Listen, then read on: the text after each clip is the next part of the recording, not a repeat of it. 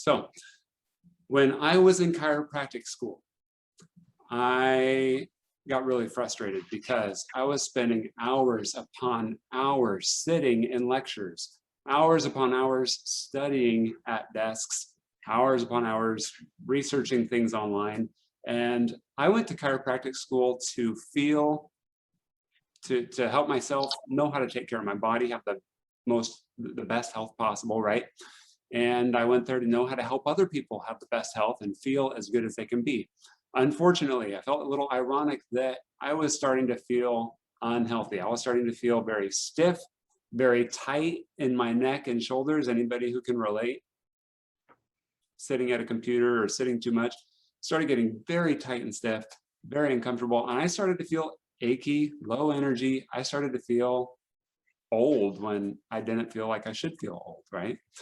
So it was all the way until about halfway through chiropractic college that I had a biomechanics class where the professor taught me about how posture affects the tension in the muscles, the stiffness in the joints, and how to better take care of myself.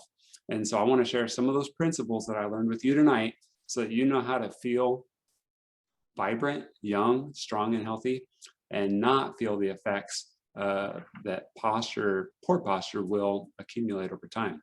So let me advance the slide here.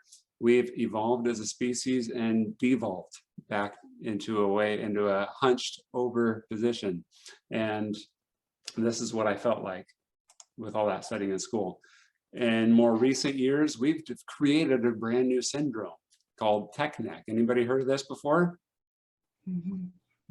This is the accumulation of way too much time with your head forward or too much time with your head down. And it's having a huge impact. There are higher rates of neck pain and neck degeneration conditions than ever before because we're spending way too much time with our faces and our devices. So what does this look like? Tech neck is going to lead to chronic neck pain. Hang on, let me make sure there we go. I can see what I'm talking about here.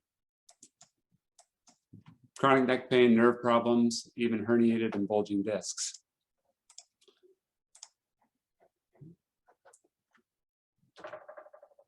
And that's going to create more stiffness, tightness. You're going to lose range of motion, getting that kink in your neck. And this inevitably leads into some extremity issues too. When I have met with orthopedics, the orthopedic doctors that work with spine and the ones that work with shoulder, they're constantly telling me that they're having to refer back and forth to each other because neck problems create shoulder problems, they mimic shoulder problems, and shoulder problems mimic and create neck problems. And so tonight we're talking about how to correct that, but first it's helpful to understand what the situation is and what these body signals are. I like to refer to these workshops that we're doing as body signals workshops because the symptoms that you're getting, it's a signal from your body. It's trying to tell you something. And so my hope is that we will be able to listen to that and anticipate those messages before they become more serious conditions. And as part of that, you might try to see where you fit on this spectrum of health. In the middle, you don't have any discernible symptoms or problems, but you may not be exceptionally well or healthy. But if you go to the left, you're going to start to notice that you have some signs, some symptoms. And if those conditions go untreated, unfortunately, they can lead to dysfunction, disability, or in some cases, premature death, depending on what kind of condition we're talking about. Signs are things that we can detect with testing that before you have any symptoms. For example, if you were to have high blood pressure, that is a sign that something is wrong, but you may not have any symptoms that you have high blood pressure. So there are some things that we can check as chiropractors to detect some of these problems before you have symptoms. But if you're having symptoms, we want to listen to those because unfortunately, a lot of times we ignore the symptoms or we try to mask them or block them with pain medications or other distractions. And And what we're doing in that case is we're treating the symptoms, which is just the tip of the iceberg.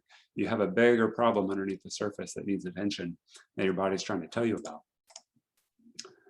So here's a little statistic that freaked me out when I heard it. From the Archives of Internal Medicine 2012, there was a study that showed a very high correlation if you sit more than 6 hours a day with premature death. It was a 40% increase in your chance of dying in the next 15 years compared to somebody who sits less than 3 hours a day. And so I bring this up because we're sitting more than we ever have, especially in the last year. People that are working from home that may have had a sit-stand workstation potentially at work before, but then weren't anymore. And so in the chiropractic office, we were seeing much higher levels of neck, shoulder tension, discomfort, and conditions that were developing from this.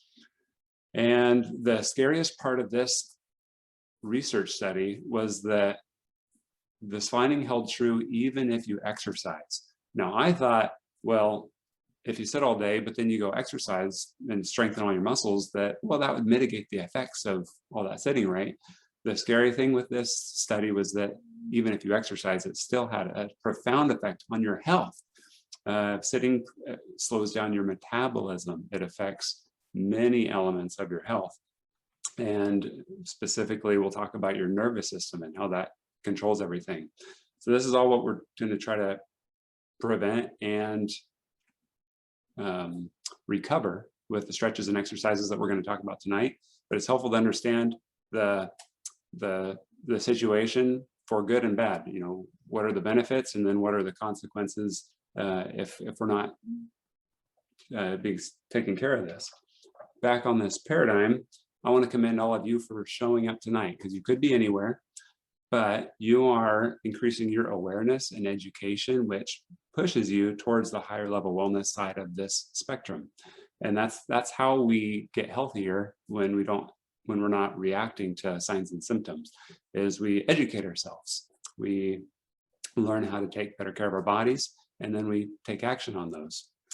And speaking of taking action, raise your hand if you've gone to a workshop, some kind of presentation where you received great information that was really helpful and you were excited to act on it. But as weeks and months went by, you realized, well, you really didn't follow through and do the things that you meant to do at the time. Anybody? Yeah, that's all of us. It happens to all of us. And so I've created a fun way for us to implement some of these things that I'll show you at the end. But I just wanted to give you a heads up on that. So on the topic of reacting to symptoms that are showing up, you might have stiffness, tightness, you might have some pain. It's helpful to understand that you may have detrimental effects to your health, even if you don't have symptoms. And part of that is because your nervous system, which controls every function in your body, less than 10% of those nerves detect pain. And so if those nerves that detect pain are unhealthy, if they're getting pinched, irritated, tensioned, you may have some pain or discomfort. But if the nerves that are helping to regulate your heart or your hormone glands or other organs are being affected and aren't as healthy as they could be, you may not have any immediate signs or symptoms. So helpful to know that your health can be affected even if you don't have pain as a symptom. So important to keep your nervous system healthy, and I'll show you how to do that. And so rather than reacting to symptoms, a better premise would be to recognize that your body is smart, but there are sometimes things that interfere in its ability to take care of itself and repair itself. Your nervous system is the master control system, and your spine protects that. And then modern life is unnaturally stressful. Who could agree with me that modern life is way too stressful? It's unnatural. It's causing all kinds of problems. And stress on your body can come, stress on your mind, stress on your body can come from the way that you're thinking. It can come from the chemicals and toxins in your environment. And it can also come from traumas. Well, macro traumas would be like the big car accidents and fall injuries and things that you have. But lesser known or acknowledged are the micro traumas that we subject ourselves to day after day after day. And so how much time would you guess the average person spends on a mobile device, a phone? Go ahead and put in the chat. What do you think?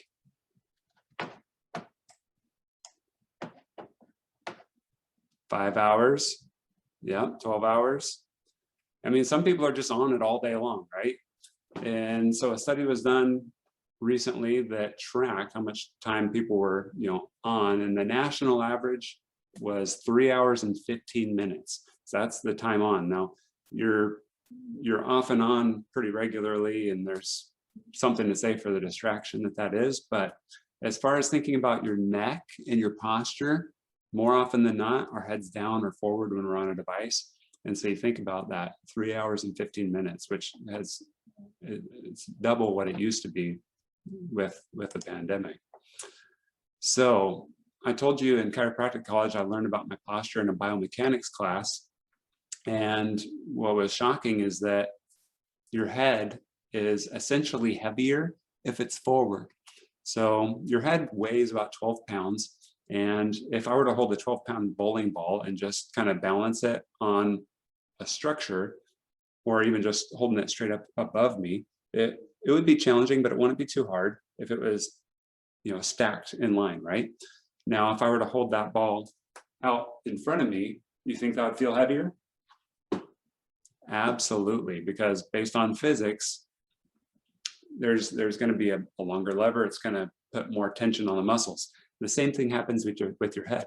For every centimeter your head goes forward, it adds about 10 pounds of tension into your shoulders. And so when people talking about having stress, tension in their shoulders, that's coming from the accumulation of all that time of those muscles being turned on with 40, 50 more pounds of pressure in there and not getting a break. And that can cause a situation chiropractors treat called a subluxation, and that's just when your joints get misaligned or restricted. You may have some damage to the muscles around those joints, may have some muscle spasms. You might get inflammation or irritation in the muscles or in the nerves that are communicating with your organs and different functions in your body. It could even affect your stress hormones. And stress has been a hot topic in the media the last few years as well, because it has profound effects on your whole system. It affects your whole body. It affects your blood pressure, your heart rate, affects your immune system very significantly, which is critical right now, right? If you have chronic stress, you have a high level of cortisol in your body, that'll suppress your immune system. And that's not helpful right now. We need to really take care of our immune systems. And so it's going to affect your metabolism, your insulin and sugar sensitivity. So we want to keep our bodies balanced and stress-free. And so keeping your spine and nervous system healthy is a way to do that. So let's move forward. This is talking about how the nerves communicate with all the all the organs and functions in your body. And we have different tests to detect that if you were to come in for a checkup with a chiropractor.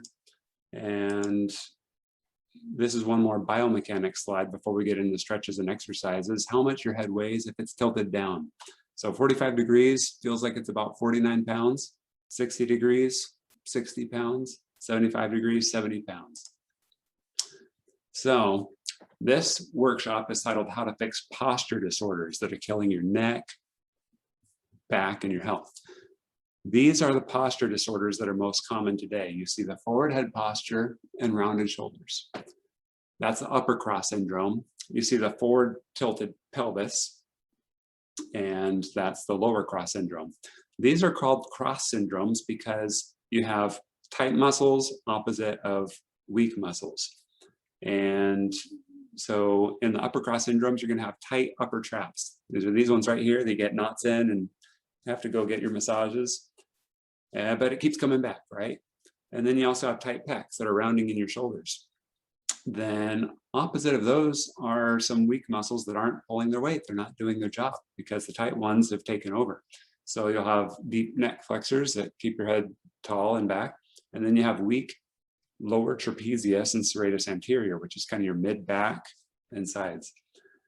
For your lower cross syndrome, you're going to have tight hip flexors deep in the front of your hips and tight spinal erectors, which are the big muscles in your low back.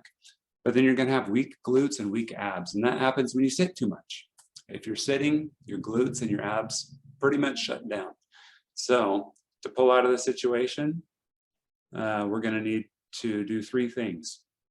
And before I tell you what those 3 things are, I want to show you what happens to your muscles.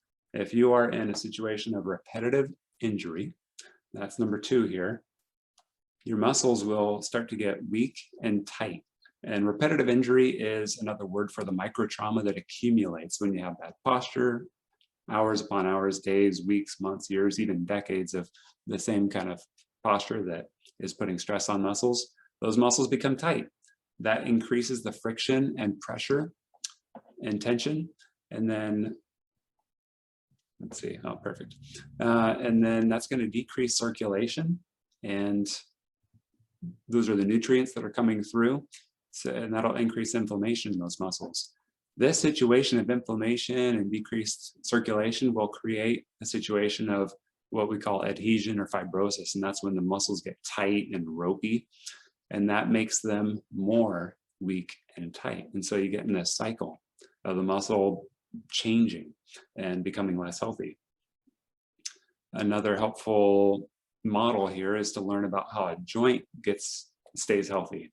When you have 2 bones that come together and you have the cartilage surfaces, let me show you there, the cartilage cells will wear out if they have the same pressure on the same spot all the time. So if that joint isn't moving, also the nutrients for those cells are in that fluid. So if that fluid and that joint isn't moving, that joint will degenerate. It'll wear out faster.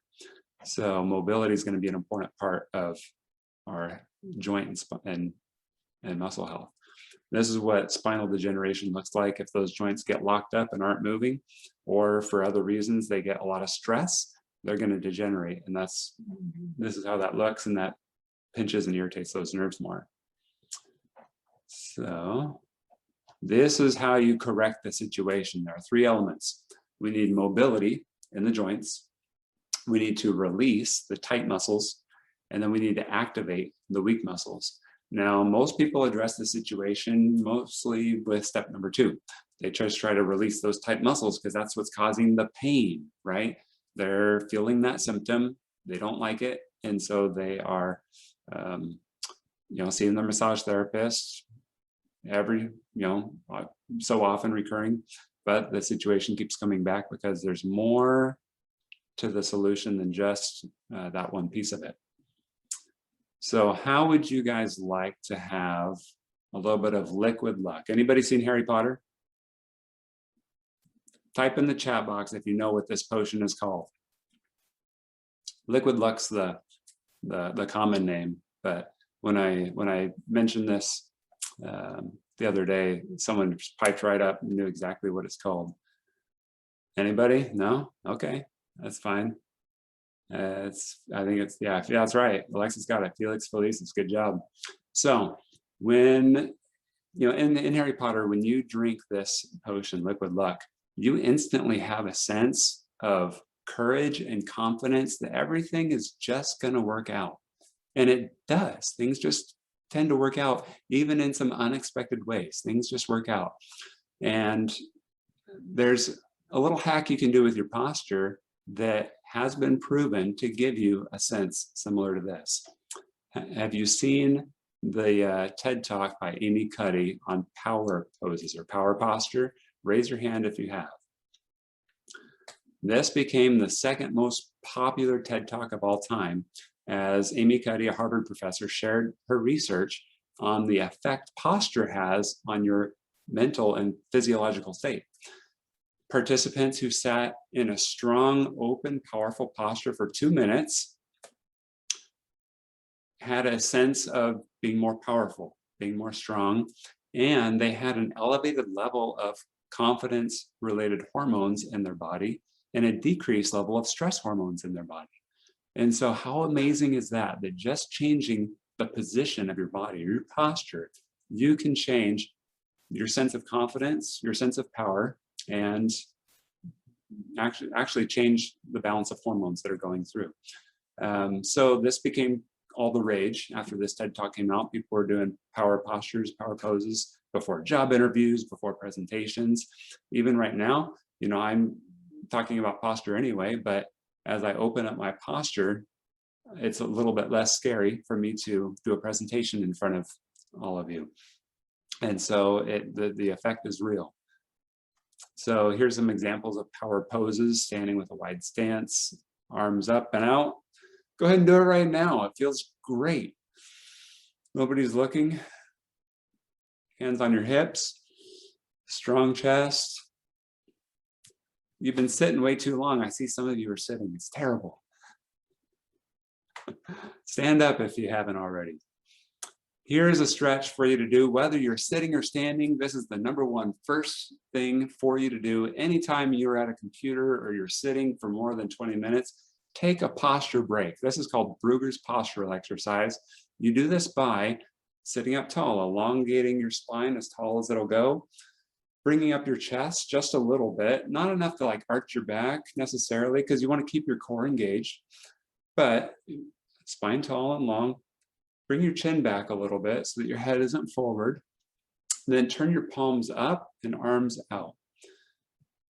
Bring your shoulders down. So the main things to remember in this are that your spine is tall, your chin is back, your palms are up, your arms are out. So my camera isn't set up perfectly for this, but take a deep breath. Hold this position for 20 seconds. Not hold your breath, but hold the position. Take some deep breaths. And that's going to activate the muscles in your mid-back. It's going to activate your deep neck flexors. It's going to stretch out some of those tight muscles. And it's going to just oxygenate your brain and your body. It feels great. To see if you're having forward head posture or a mobility issue, you can try putting your head back against a wall. If you touch your head against a wall when you're standing against it, that aligns your head with your spine. So imagine that bowling ball. You want it to be stacked on top, and this is the posture that you want. Your ear in line with your shoulder. The first stretch that can be helpful for this upper cross syndrome is to lean into a doorway or a corner and to open up the shoulders in the front. But there's an innovation on this stretch that is going to make it 10 times better. Would you like to see it? So you're welcome to start with a stretch, but then what I want you to do, make sure your core is engaged so you're not overly arched in your back. I want you to get into that position where you're kind of feeling that stretch, and then I want you to bring your arms back off of the doorway so that you're using the muscles in your back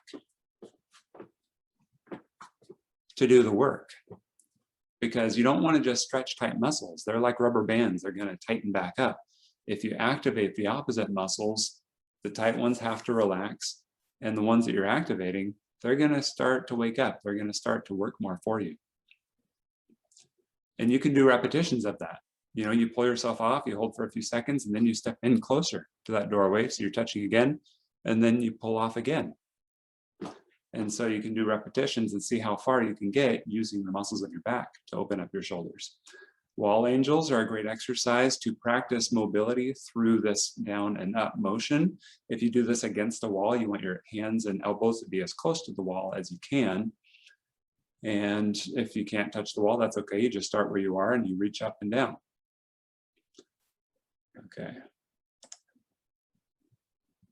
A reverse fly is using those muscles to pull back. You can do rowing machines, you can do resistance pulls, you can do bent over pulls. There are so many variations on how to do this, but basically you want to do some exercises that pull your arms back. When I first learned about this and I first took this kind of exercise seriously, I was amazed at how easy it was to have great posture because those muscles in my mid-back, they were toned up. Anybody tried that before? You feel that difference? When you work out a muscle group, it tones up and it just kind of holds that tone. It feels really good. When I did this for my back, it was effortless. And before learning about all this and practicing it, my posture was just as bad as anybody else's. And it's not that it's perfect now, but at least I know what to do to help it along. Squats are a great exercise to activate your glutes. Your glutes get shut down in the lower cross syndrome when you're sitting too much. Squats are a great way to activate those.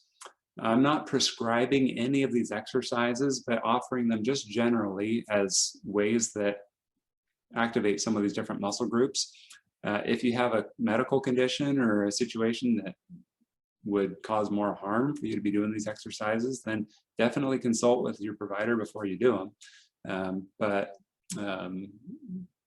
Squats are an example of a good exercise to activate your glutes. Deadlifts, if done with proper form and technique, can also be very helpful for this. If you haven't had a trainer work with you to develop the right technique, you might do that, because you can damage your low back if you do this wrong, and you don't want to do that. But glute bridges are a very safe way to activate your glutes without strain on your low back. Hip flexor stretches are a way to stretch out that tight psoas muscle, that hip flexor in the lower cross syndrome. You can do these in a lunge stance on the floor. There's some yoga poses that are like that that are very helpful. And here I just want to mention that the underlying cause of most low back injuries that I see, especially the ones where people come in, throw out their back so bad they can hardly walk, and all they did is they picked up a sock off the floor or a pen. It happens way more often than you would think, because with all the sitting that we do, most of us have a deconditioned back and core. And so it's important for you to take the conditioning of your back and core seriously to protect your low back. The last workshop I did was called Bulletproof Your Lower Back, and we did a challenge to practice some of the exercises after. So if you're curious about that, you can contact me. We'll try to do that one again. You don't have to have a body like this to protect your back. Sometimes bodybuilders even don't have the strongest core. They've been isolating some of these muscles. And when we think of the core, most of the time we just think about this kind of six-pack muscle group, but in reality, the core wraps all the way around. You have transverse abdominis, the internal and external obliques, and so there's lots more to engage. Your diaphragm is also a really important core muscle. It helps give stability to your back and to your core when you breathe with your diaphragm. And if you keep your core engaged while you breathe with your diaphragm, you'll feel pressure develop behind those core muscles. And that's one way to know that you're using it. So there are breathing exercises you can do to practice engaging your diaphragm. If you lay on your back and try to stick your belly out as you breathe in, that's one way you know you're using your diaphragm. Not that you always have to stick your belly out. That's just a little trick to test and to practice. And then you can do that kind of diaphragm breathing while you do different core exercises, like a bird dog exercise, front planks and side planks. And here I would just mention that sit-ups, I would not recommend as a great core exercise. They put a lot of strain on the discs in your low back. And so an ab crunch actually does a lot better for you. Have a little bit of support underneath your low back so it doesn't round too much, and just bring your head and shoulders up. And so I just want to share here that after I started practicing all of these exercises and stretches, it became much more effortless. We don't have time to think about our posture all the time. There are way too many demands on our attention. But I guarantee if you'll practice some of these stretches and exercises and do it consistently over weeks, your muscles will do the work for you, and it'll become more effortless to have good posture. So I've helped hundreds of other people to do this, and so I know that it works. Here's what happens if you don't. If you don't work on your posture and you get sucked into your device like everybody else, or you're sitting at a computer working too much, you get problems. We talked about the wall angel exercises. Another example of doing those as a posture break is to do, they call them Y, W's, L's are out to the side, and T's. And so you can do those 20-second holds on each one of those as a posture break when you're at a computer. So 3 elements to correct posture disorders. You need to work on the mobility, release the tight muscles, and activate the weak muscles. some ways that you can do that. Chiropractic adjustments help with the mobility at each segment of your spine. You need to break the bad habits of sitting too long or sitting with poor posture. And then you add in the specific exercises and stretches that are helpful. Subluxation happens if your spine is not in good alignment for a long time, or it can also happen from those micro or macro traumas. And so we can detect those with some of the instruments that we use and the palpation and some of the tests we do in the office. But spinal conditions, unless they're very painful at the time, a lot of times people think, well, I'm just getting old, or I'll just worry about that later. And procrastination is the thief of health. You want to make sure you take care of these things sooner, before they have symptoms and problems. So I'm going to put a link here in the chat, but that second link is a way for us to practice these exercises. It's a 5-day challenge called the Superhero Posture Challenge. Who would like to have superhero posture? It's going to be effortless when you do these exercises. So if you follow that second link, let's see, it's going to take you to an opt-in page. Now this is a free challenge. I'm not charging for this. This is fun for me to work with you guys on this. I'm going to share the screen here again.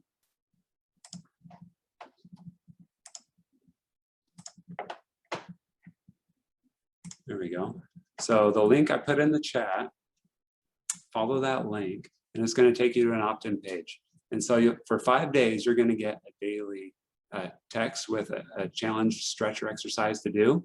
And it's going to give you an email with a little bit more detail on how that exercise helps.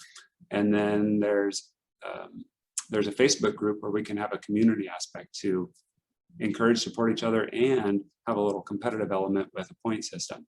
So let's see. If I can just can you guys give me a thumbs up if the link is working? Yeah, okay, awesome. Awesome. So this Zoom meeting is going to end in any moment, because there's a 40-minute time limit on these. But I want to thank you guys for showing up tonight. I hope that the exercises and the stretches that I gave you were helpful, but even more so, I hope that the principles that we talked about were helpful so that you know how to better just take care of your health.